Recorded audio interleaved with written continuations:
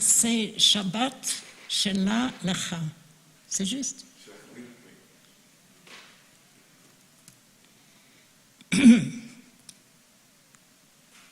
Peuple, une même loi vous régira. Vous m'entendez bien? Vous et l'étranger domicilié chez vous, j'imagine. Règle absolue pour vos générations.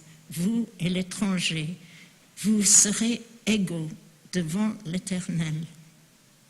Même loi et même droit existeront pour vous et pour l'étranger habitant parmi vous.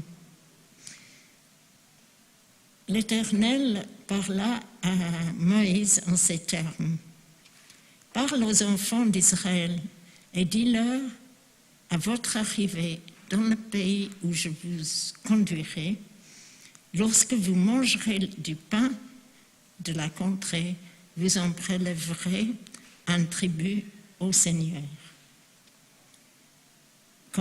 Au Seigneur, comme prémisse de votre pâte, vous prélèverez un gâteau en tribut, à l'instar du tribut de la grange, ainsi vous le prélèverez.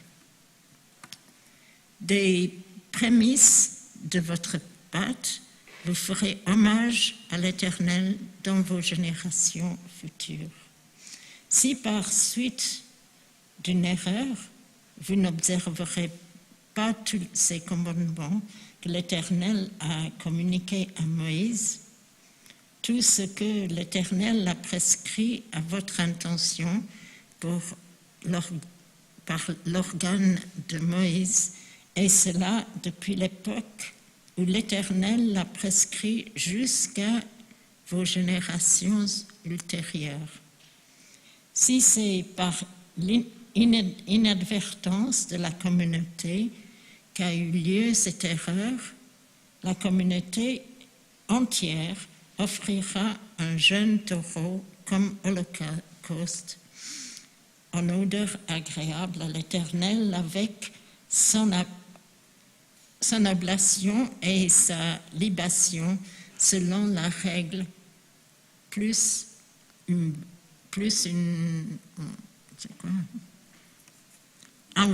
un bouc comme expiation, comme expiatoire. Le pontife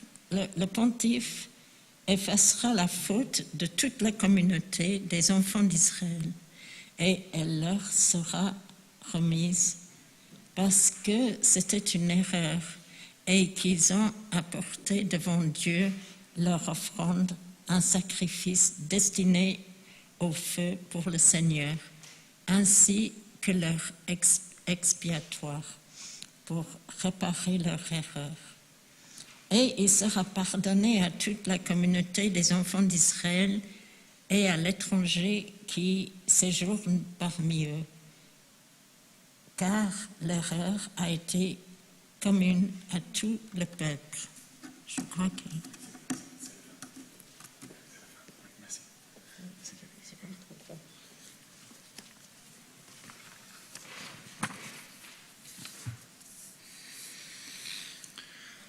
Shabbat Shalom. Notre parasha de cette semaine, oui, c'est Shelach Lecha. Shelach Lecha, oui. Elle relate l'histoire des éclaireurs envoyés pour explorer la terre promise et faire rapport aux enfants d'Israël. Au début de la parasha, Dieu dit à Moïse, Shelach Lecha Anashim. Et c'est là que les problèmes commencent. Shelach Lecha est une expression étrange pouvant prendre un sens réflexif, littéralement envoie pour toi-même. Elle a été comparée au célèbre Lech Lecha, va pour toi-même, dans le livre de la Genèse. Abraham y reçoit l'ordre de partir en voyage personnel, de quitter sa famille et sa patrie en raison de la promesse de Dieu. Ici, Shelach Lecha, la destination est la même, mais le voyage n'est plus individuel. Il concerne tout un peuple. Nous nous posons donc la question suivante. Que signifie ce lecha et pourquoi Moïse envoie-t-il pour lui-même? Cette question est abordée dans le Talmud de Babylone, traité Sota 34b. Reish Lakish y répond en expliquant que cela montre clairement que les éclaireurs sont le peuple de Moïse. D'une certaine manière, s'ils échouent dans leur mission, Dieu peut prétendre ne pas les avoir choisis. Ce n'est pas Dieu qui les a choisis, plutôt c'est l'équipe de Moïse. Une deuxième idée, développée, elle, par Rashi, affirme que le lecha est utilisé en raison du manque de foi de Moïse.